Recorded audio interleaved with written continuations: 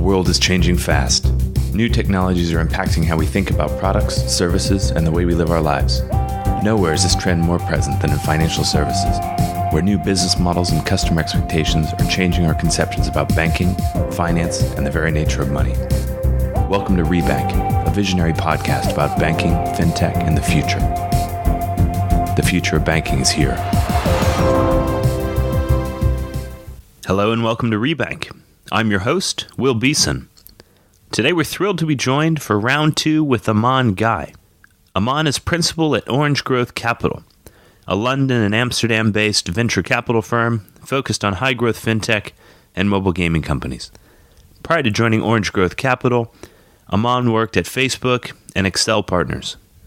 Aman first joined Rebank for episode 37, together with Alvaro Alvarez del Rio, where we looked at similarities between fintech and other tech verticals, including gaming.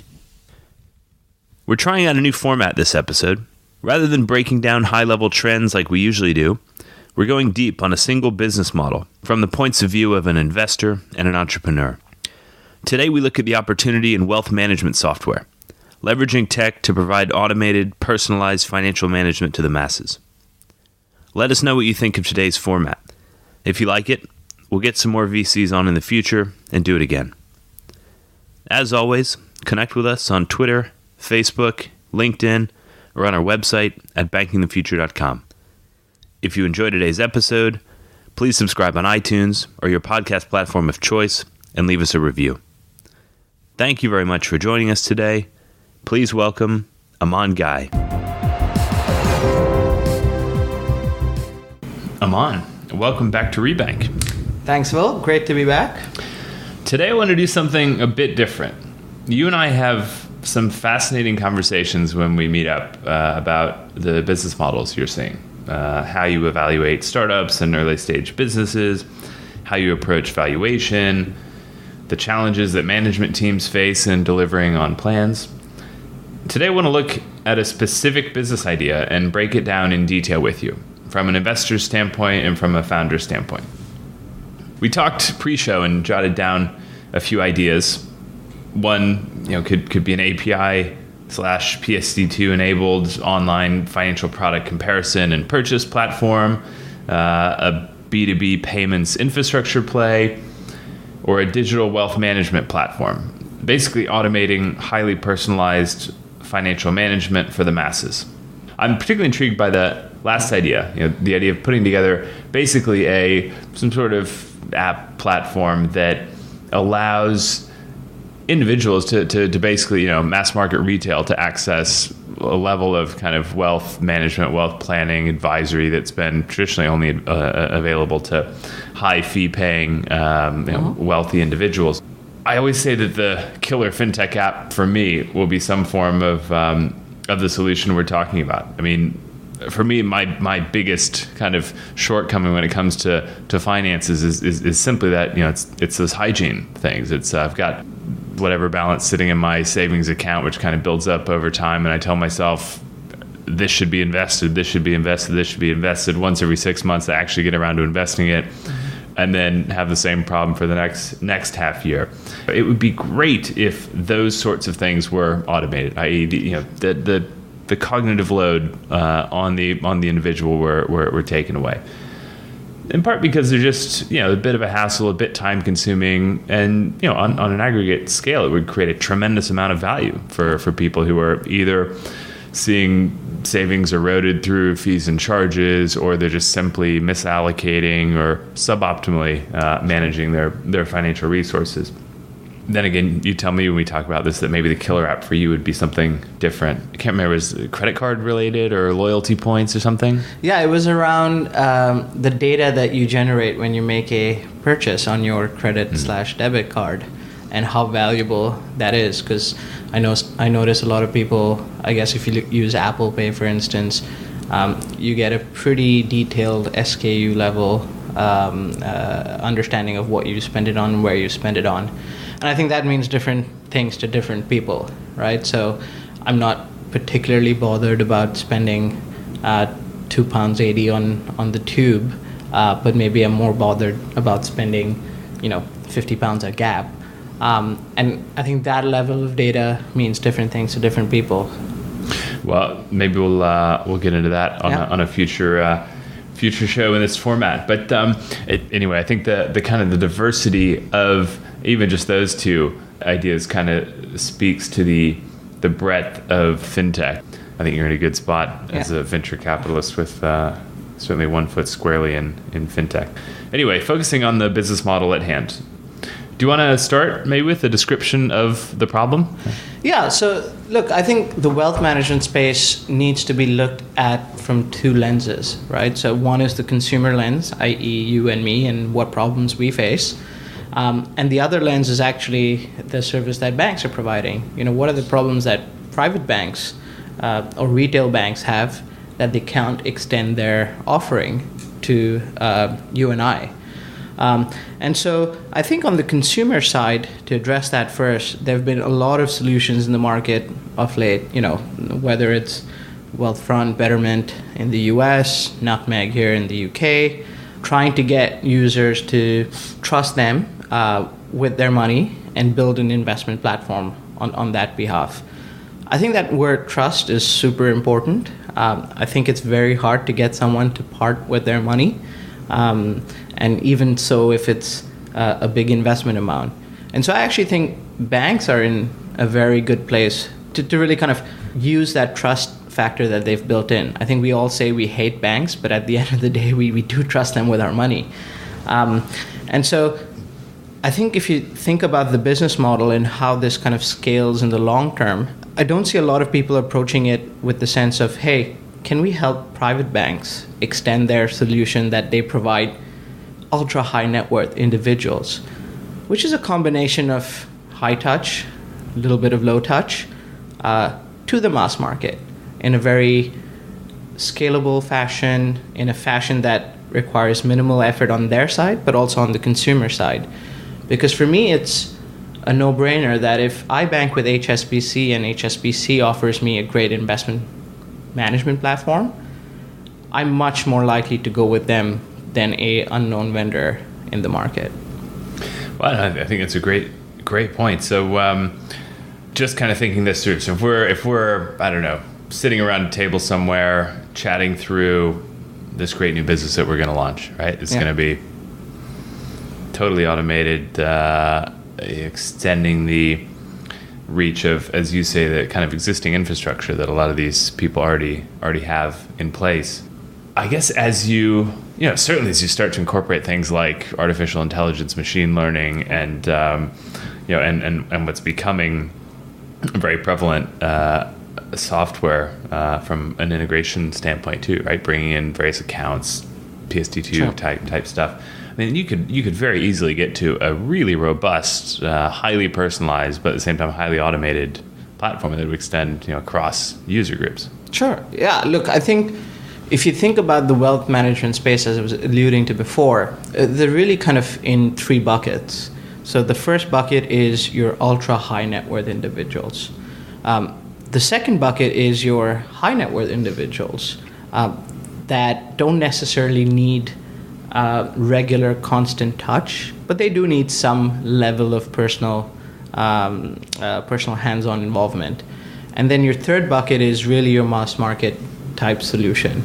And I think where companies have done a great job today is really in that third bucket, is can we build an extremely low touch investment platform, acquire users, build our AUM base, which is the absolute key in this business to make money, and then kind of go from there.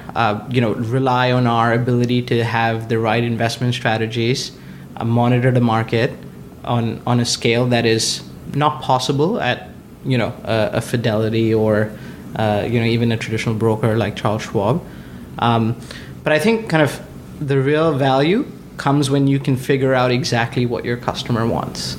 And I don't think people are doing that right now. As we were talking about before, you and I are very different. We might, for instance, be in the third or second bucket, but at the same time, the solution we require is very different. Maybe I want at least a call a week with a financial advisor just to tell me things are going okay. and I shouldn't worry about the 5% drop that I saw in my portfolio. Maybe you don't need that. Maybe you need that once a month. And I think it's that kind of flexibility that is lacking right now in the wealth management space. Mm-hmm. All right. So if you were starting a company to take advantage of this opportunity, would it be B2B? I mean, would you be providing a solution to Coots to help them better, effectively engage a new segment? Would it be B2C? Would you be, bringing something of your own to market, maybe in partnership with a recognized brand, but seeking kind of direct consumer ownership yourself? Yeah, look, I think it's a fundamental question in terms of what you believe in as a founder. I think personally, I feel the B2C wave is over, or at least as it is right now, is quite competitive. I think user acquisition in that space is incredibly hard. Being able to pay thousands of dollars to acquire a user and not being able to realize their lifetime, giving them the ability to withdraw money whenever they want, that's challenging. But to say B2B is not challenging is also an understatement. If you think about it in terms of what is the problem I'm actually trying to solve, right? And if the problem is I need to be able to give thousands and thousands of people the ability to access investment products, but at the same time access our advisor base, I would take a B2B approach. Primarily because I think private banks have done a great job in actually building up a customer base. I think what they've been not so good at is innovating, retaining, and providing customer delight. I think if you can figure out a way how to get into financial institutions, private banks again, or even insurance companies that manage a ton of money, that's something that I haven't seen done at a scale, at least in Europe so far. Mm-hmm. I'm actually really interested by this concept of applying technology to existing distribution networks. I mean, I think that we've seen so much in the B2C space over the past, it's been more than 10 years by now, but right, it's everything from PayPal toward the very beginning to new retail-focused challenger banks in the UK, in Europe, and it's all about basically automating, digitizing everything front to back. Sure. It's reducing personnel to the greatest extent possible. It's seeking volume and reducing margin or fee, and it's really hit scale, own the market, and if you're able to do that, you will prosper. I think people like Wealthfront and Betterment and Nutmeg, Robo Advisors that you mentioned, I think the question mark has been, does the equation work? How big do AUMs have to get, and how quickly, given the extremely low fee structures that these companies are charging? And I think those sorts of companies are under a lot of pressure, and those are the best known examples in the industry. I think anyone who has tried to launch similar robo-advisory service, but that doesn't already have multiple billions under management is just underwater. Yeah, I think the word robo-advisors become kind of a taboo word now, at least in the venture community. I think probably because they recognize the business model isn't sustainable. Yeah, exactly. And I think the trouble is, and this is kind of more fundamental question, is not everything needs to be automated, and not everything should be automated. If you're making a pretty important financial decision, i.e. parting with some of your money that you're not going to have access to, which I think is a pretty important financial decision, it's quite comforting to actually pick up the phone and speak to someone that has knowledge of it, right?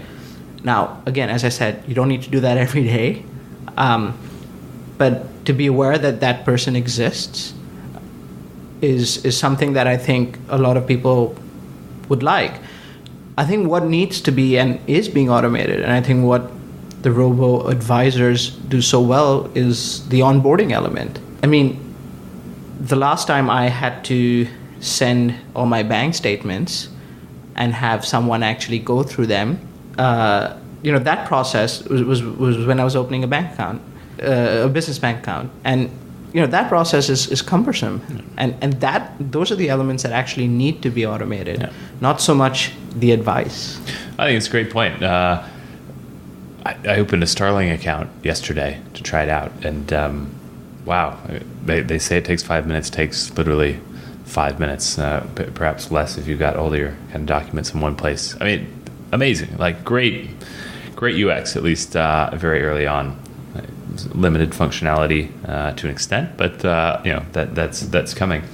But actually, our mutual friend Ishan from Trussell, right? Like this is kind of the business model that you're describing, exactly. And it's automate as much as you can in terms of information gathering, in terms of the kind of the routine pieces. But then as soon as that person wants to take out a mortgage, they want to be on the phone with an advisor, get a human involved and help, kind of support them through that process.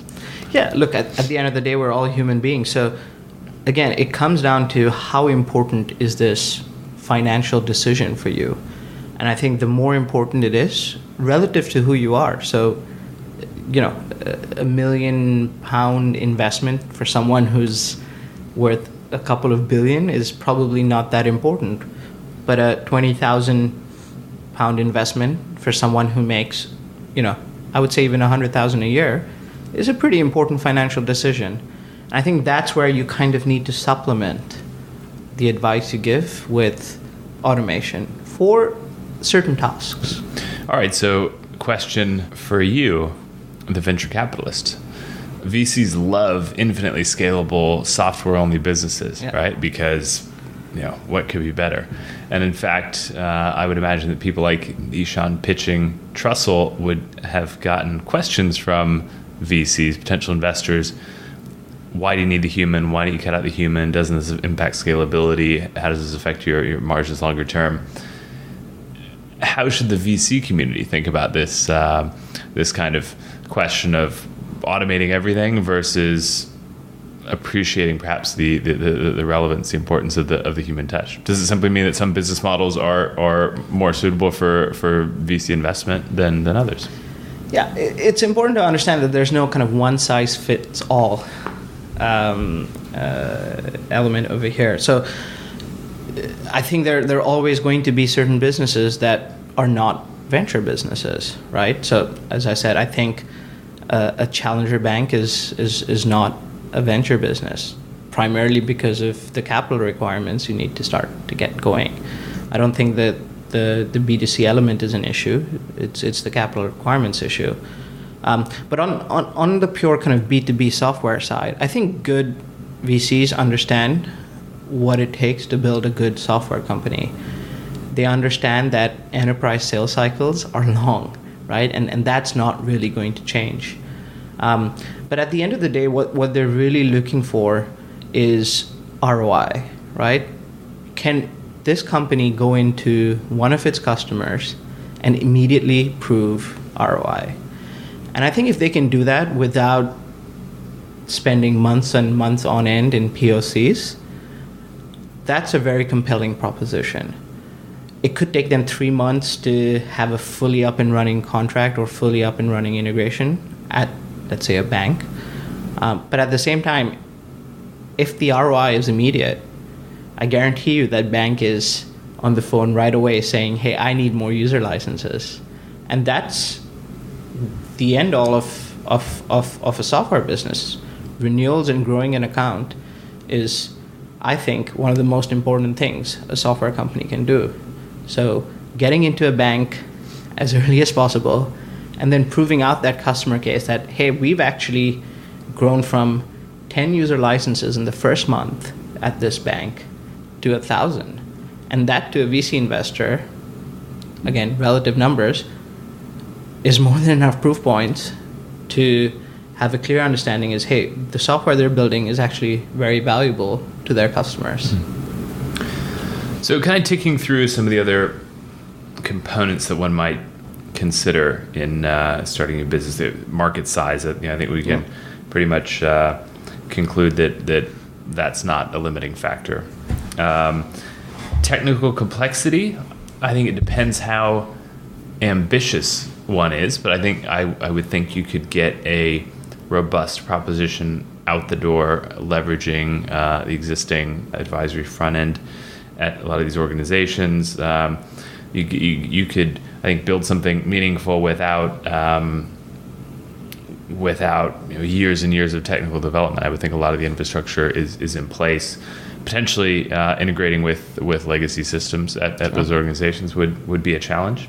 In terms of market dynamics, competitive landscape here, that interestingly doesn't seem to be a big challenge in my view, because you're talking about a segment of the market that's currently effectively excluded. There is no proposition for those types of individuals.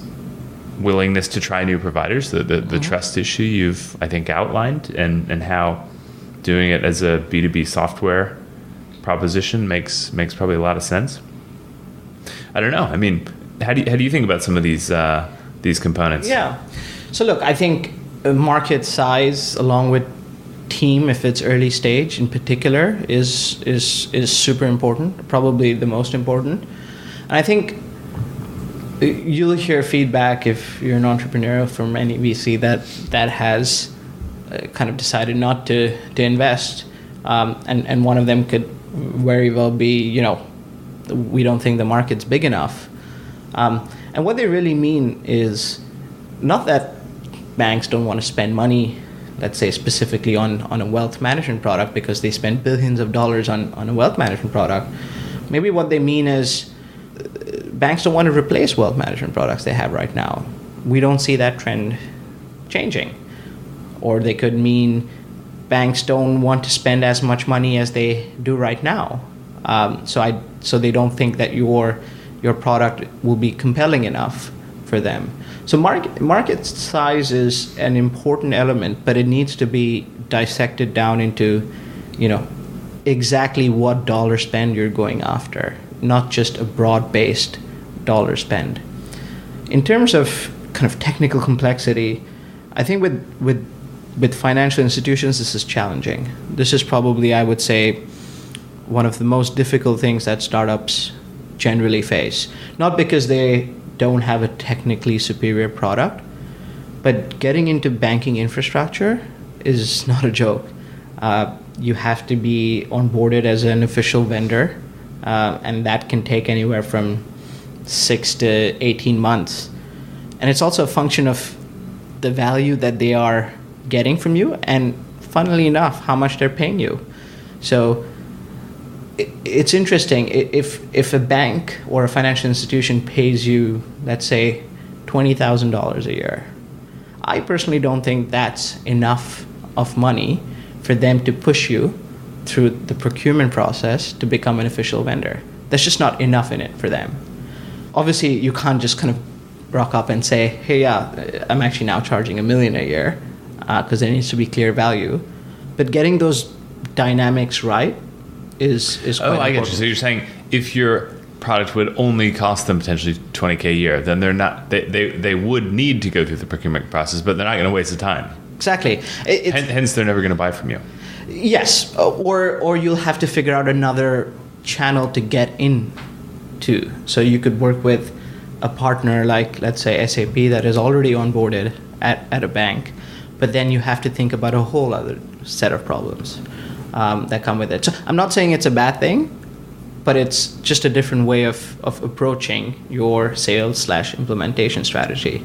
The other thing I see a lot, especially in kind of the consumer software world, so like the Dropbox, Evernotes of the world, Slacks, is giving away your product for free. I think that works less in the B2B, pure B2B world, right? I think associating value with your product is extremely important, not only to someone like us as investors, who can then say, okay, I have now a sense of what people are willing to pay for your product, but also from a customer standpoint. If you pay for something, you're generally more likely to take the time to understand how it works and make an investment from a time perspective into developing that product into your organization, as opposed to if it was free. So I'm not saying free is bad, but I think it works for certain markets. But I think for financial institutions in particular, I think that's a very hard proposition. Thinking through this concept around enabling institutions to leverage the distribution network that they already have in place. So in this instance, their advisor network, human advisor network. That's, I would imagine, a challenge to this specific business model, because while you may be providing a very functional software solution, the integration and kind of utilization of that remains with the bank, and it's about change behavior, it's about changing culture. Surely there are all sorts of additional expenses that would be required on the bank's behalf to really integrate that into the way they work, that they go well over and above the cost of the actual software. Yeah, so it's interesting. Maybe instead of using a bank's example, we can use an independent asset manager's example, right? So in the asset management world, cost to income ratios are king, right? So maintaining that, and of late, there has been a lot of pressure on that cost to income ratio. So I think if you as a software vendor can come in and say, hey, you don't have to fire all your advisors overnight because we're going to replace them, but hey, we can reduce your cost to income ratios, help you better serve your clients, maybe increase your AUM by X%, because we're giving your advisors the tools to do their job better. They can now, instead of servicing 10 ultra high net worth individuals, or even let's say 10 high net worth individuals, they can now, with these tools, without spending more time, service 20. And that's a massive impact on your cost to income ratios. And I think that's what these asset managers, private banks, and so on actually want to see. They want to see an improvement in their bottom line margins. And these tools actually drive it towards that. You mentioned team before, and the importance of team. And I think that's the point that most of us are probably aware of. If you were thinking about kind of this specific business idea that we're talking about, would you be looking for a team with specific experience in the wealth management space? Would it be software heavy? Would it be financial services more generically? Sure. Could it be people coming from anywhere, fresh out of school? I don't know. Yeah. Engineering backgrounds, whatever it is. Yeah.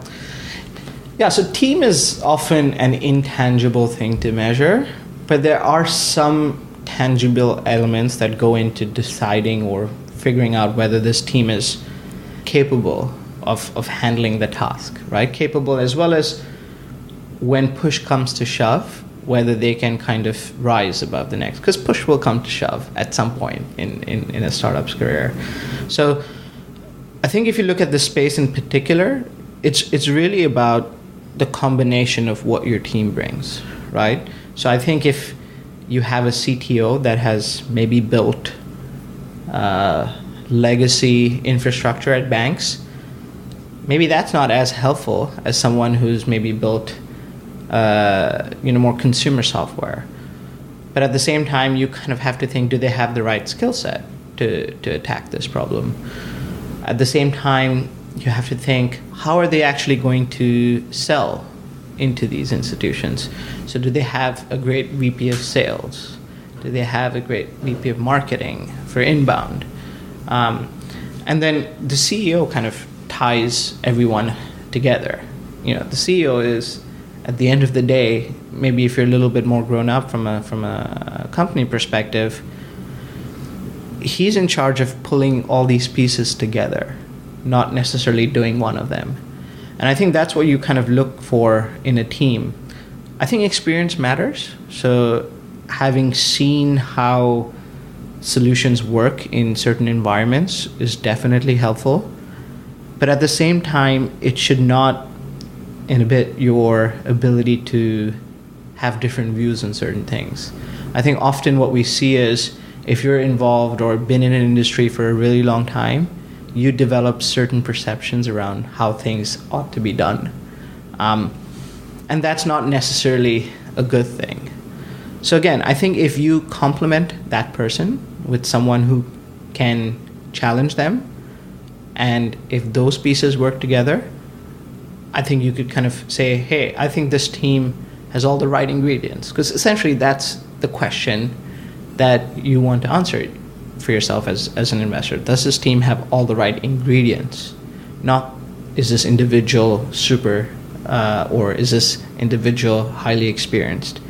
But has the CEO, founder, whoever surrounded himself with the right individuals to attack this product? You mentioned proofs of concept before, and as we're talking about a B2B play, I think that would likely be very relevant. So what's your experience with companies doing POCs and kind of your view as to the relevance and potential, also the considerations? Yeah. So POCs have positives and negatives. I think the positives is they're generally paid.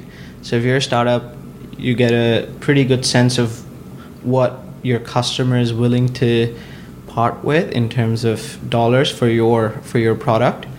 It's a good way to get into the door, without doubt, and sometimes the only way to get into the door. And I think if handled correctly, and this is extremely important, they could really be a game changer for the business. So the last thing you want is to do or have 25 POCs, of which only 3 convert into full-time contracts. Because I think that sends not only a bad signal to your team as, hey, maybe our product's not that good, but also to the investors, like, why aren't they actually converting? Maybe they're not actually bringing any value to these customers.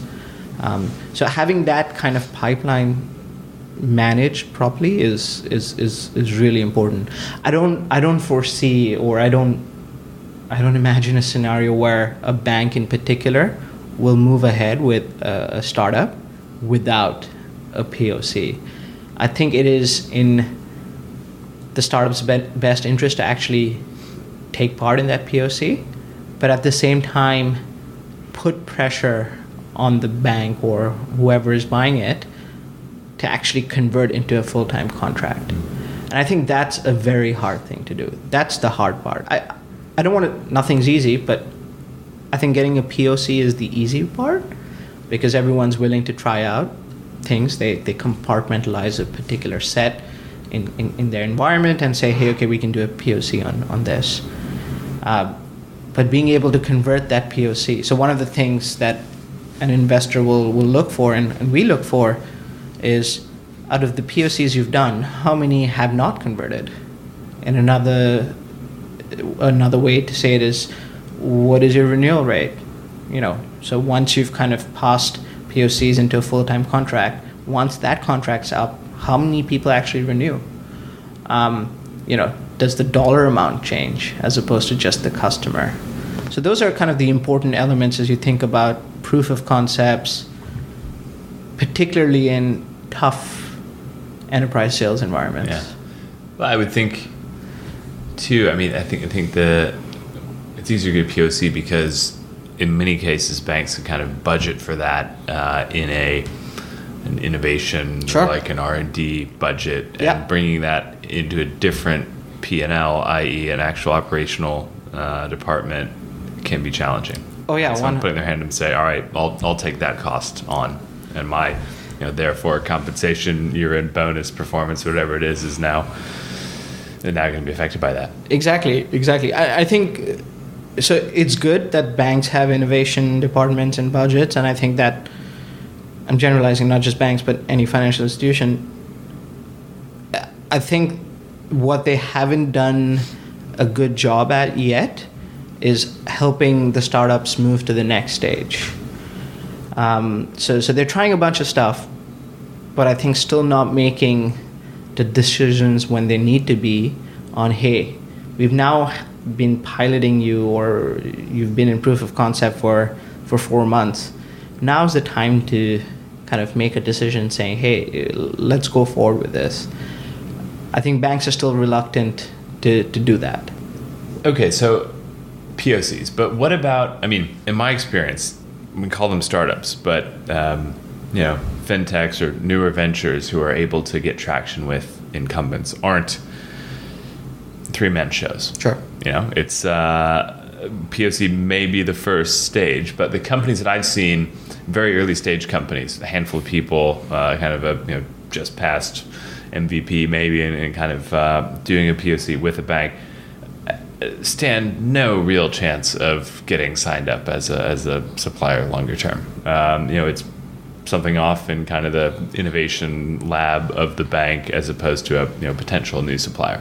I think the startup has to have reached critical mass before they can feasibly sell into an institution like that. So, I mean, I guess the question then would be, going back to our hypothetical business model, if your target customers are existing incumbent asset management firms, banks, wealth management firms, I guess what you would do in that sense is target first perhaps the independent asset manager that you mentioned before. Show a bit of traction, work your way up. Exactly. I think that's again, the way you kind of classify this is long tail versus top of the funnel. So I think proving out the long tail is definitely important, and I think actually a very viable business. So being a wealth management software play just for independent asset managers is as interesting as a business as a wealth management software play for the top 25 private banks. I think there are ways to, if you are focused on that top 25, top of the funnel category, get in there without straining yourself if you're a three-man woman startup. And I think one of them is again, finding the right partners to work with. It's challenging because you're tying your destiny to someone else in terms of being implemented into that company, but it's actually giving you a little bit of a foot in the door.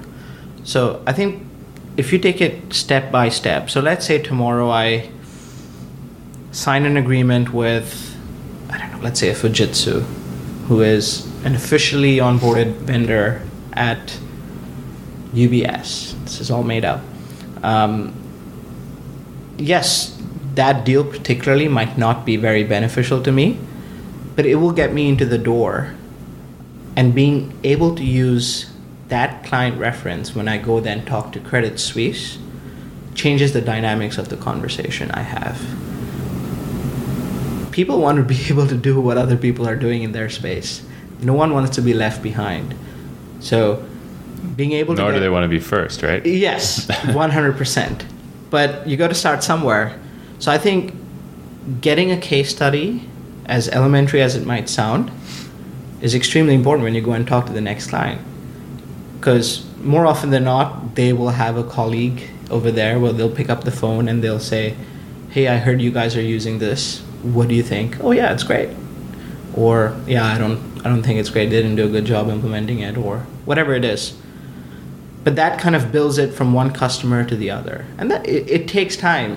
This is not overnight, right? Particularly for enterprise software. And I think that's always been the challenge is, we're 3-person startup. How do we do this? How do we serve 2 clients at the same time? It's not easy. But that's what I'm saying. I think getting paid to do an implementation with a partner is important, because then maybe you can hire another person and take on another client. And that's how you kind of build momentum.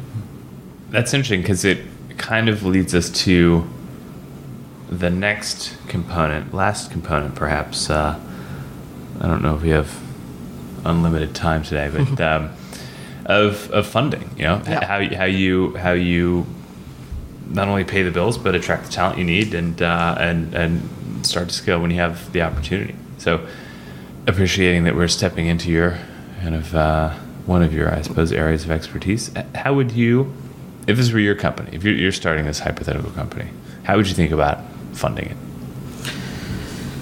Yeah. So I think the one thing most enterprise software entrepreneurs probably know is enterprise software requires a lot of money. And there are a couple of good reasons for that. The main one is it takes a lot of time for you to actually realize the contract value. So the time from when you actually book a contract, so let's say you book a £1 million contract for 3 years, you're not getting paid £1 million instantly. You're getting that however your contract stipulates, but let's assume ratably over the course of 3 years. But you're spending all your time on that, and you've spent 12 months trying to get that client. So there's a big gap between bookings and cash, and that's an issue in enterprise software. So I think enterprise software businesses generally require a lot more capital than B2C or general, let's say, consumer software businesses. So if I was a founder, I think the first thing I would do is get my product to a stage where I feel I'm comfortable enough to talk to one or two small clients. And in this case, an independent asset manager, maybe. Prove out the solution there. Then maybe go out to a couple of angels, high net worths, who are well connected in, let's say, the financial services industry, and raise sufficient money to maybe get one or two clients. I think some people just try to jump into it. It's much easier to do it at a step at a time. So raise sufficient money. You don't want to dilute yourself too much. And so how much might that be? Yeah, it's hard. It's hard. There's no kind of magic number. But I think if it's your first round, you would be diluting yourself too much if you raise more than 2 million. I think at the end of the day, you're the founder. You still want to control the company. You still want to have enough you still want to be incentivized to be at this business long term, work day in and day out. So I think kind of, again, this is just a ballpark number. It could be plus minus, but I think 2 million is a good enough number for you to kind of service 2 big customers after you've proved out in a couple of small customers. And I think once you've done that, you can then kind of go to the market and say, hey, we've had 2 really good proof points. They're ready to go with us.